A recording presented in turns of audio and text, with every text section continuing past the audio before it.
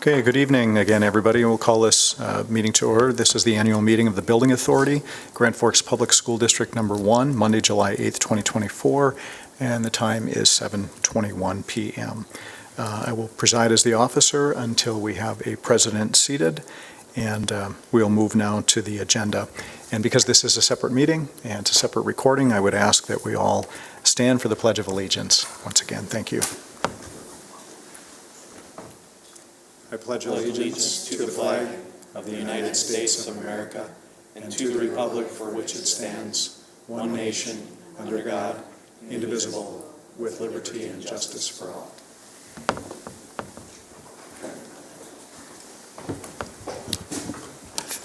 Thank you. I would call for a motion to approve the agenda, please. So moved by Board Member Flynn. Is there a second? Second by Mr. Anderson. Any discussion? Hearing none, we will have a roll call vote to approve the agenda. Cindy, thank you. Larson. Yes. Flynn. Yes. Gockler. Yes. Berger is absent. Lund. Yes. Manley is absent. Clevin. Yep. Anderson. Yes. Palmasino. Yes. 7 yes, 0 no, and 2 absent. Thank you, Cindy. Motion carries. Now we'll have the overview of the Building Authority, and Mr. Bombach is prepared to do that. Thank you, Brandon. Thank you, members of the authority. I'm here just to give a little bit of explanation as to what this thing is. The Grand Forks Public School District Building Authority was incorporated back in 1992, and as governed by North Dakota Century Code. It's a unique structure that's really separate and apart from the Grand Forks Public School District. It's a nonprofit corporation in the eyes of the state of North Dakota. And although we populate it here with the same board members as our school district, it is just important to note that it's a distinction. The Articles of Incorporation state its intents and purposes, which is read in the memo, but ultimately holds powers such as these, that it can take, accept, and hold any land or property of any value.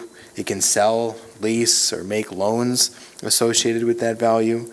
The authority can borrow money, including issuing notes or bonds, and ultimately for the purpose of holding or improving construction or otherwise. There's a short history within the school district is where it has been used, which is listed on the second page of the cover memo. What comes to mind for me is the Head Start project. The addition to Lake Agassiz was one of those projects that was financed under this structure. And ultimately, once the debt service is paid off on that, the ownership of these improvements go back to the school district. We've kept this, although it hasn't been in use really since that debt has come off. The last bond payments were made May 1 of 2015. It's remained debt-free, and ultimately we maintain the organization by having this annual meeting, which informs the annual filing in January, and that's been the extent of it. The reason why we keep this is because it allows for some flexibility for financing construction projects within the school district. Because the authority is separate and apart from a school district, it does not require the same or is not held to the same Century Code requirements when it comes to building construction, as in it does not need to go to voter approval for bond financing, but rather the authority can issue a bond which is secured by the promise of the school district leasing that property over the 20 years or so. It became a popular enough activity that actually the Century Code has limited its use to only $4 million or less, so this is not meant to replace major referendum questions to the public. In fact, the laws would compel anything more than $4 million to be financed through the authority would need to go to voters for approval, even if you sought this mechanism. So it remains in our repertoire, something that can be used as we maintain the organization, but it is a separate body. So that brings us to the point of tonight, is to establish the authority and its officers, which again just informs the normal maintenance paperwork for the state of North Dakota. happy to answer any questions about that, but that's my quick overview about its purpose. Are there any questions for Brandon? Seeing none? I got a question. Oh, I'm sorry. Jay. No, it's all right. I was late to the late arrival on the question. This building authority meets once a year, or upon needed, and then if needed, it's a special meeting? That's exactly it. Thank you. It has not been time-consuming for anybody. In particular, President Manley. All right, seeing there are no further questions, we'll move on to the election of the president. Are there nominations for president of the building authority? I nominate Jeff Manley. There's a nomination for Jeff Manley. Are there any other nominations?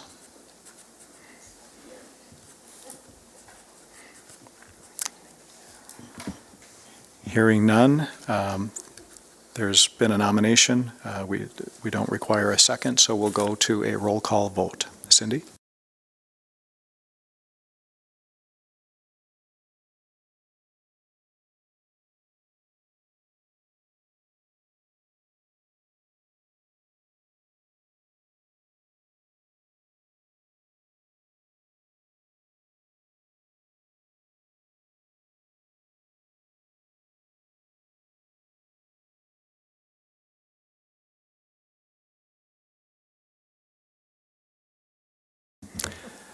Motion carries. It appears I'm still chairing the meeting in his absence. Thank you, Mr. Larson. I would ask for nominations for vice president of the building authority. I nominate Mr. Larson because Mr. Anderson's going to be too busy doing his new duty, so I'll nominate Mr. Larson as vice president. There's a nomination for Joe Larson as vice president. Are there any other nominations? Hearing none, we will have a roll call vote for Joe Larson to be the vice president of the building authority. Cindy?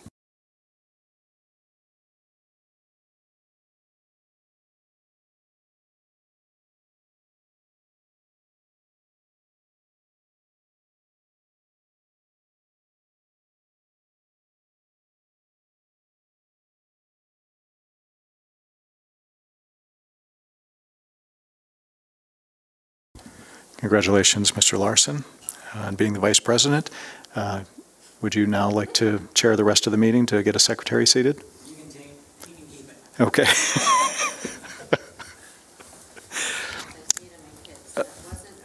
All right. So we also need to fill a secretary position for the building authority. Is there a nomination?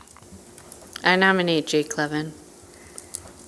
There's a nomination for Jay Clevin. Are there any other nominations? Hearing none, there's a nomination for Jay Clevin to serve as the secretary of the building authority, and we'll have a roll call vote. Cindy?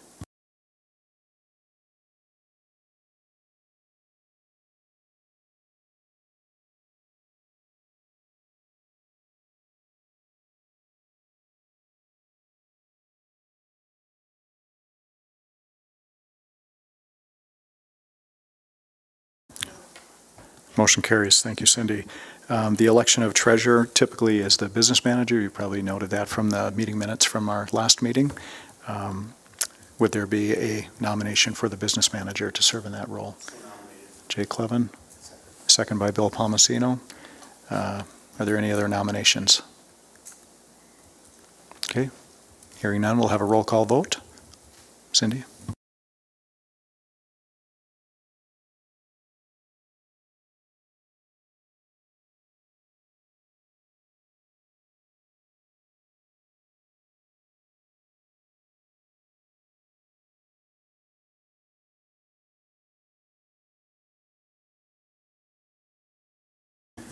Motion carries. Congratulations, Brandon.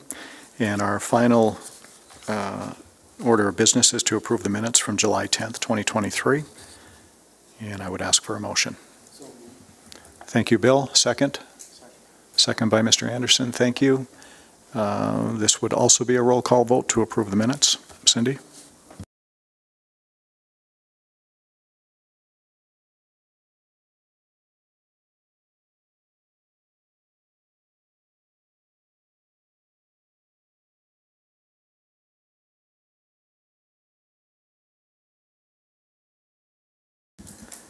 Motion carries. And our final order of action is to adjourn the meeting, and I'm still the chair, apparently, so this meeting is adjourned. Thank you.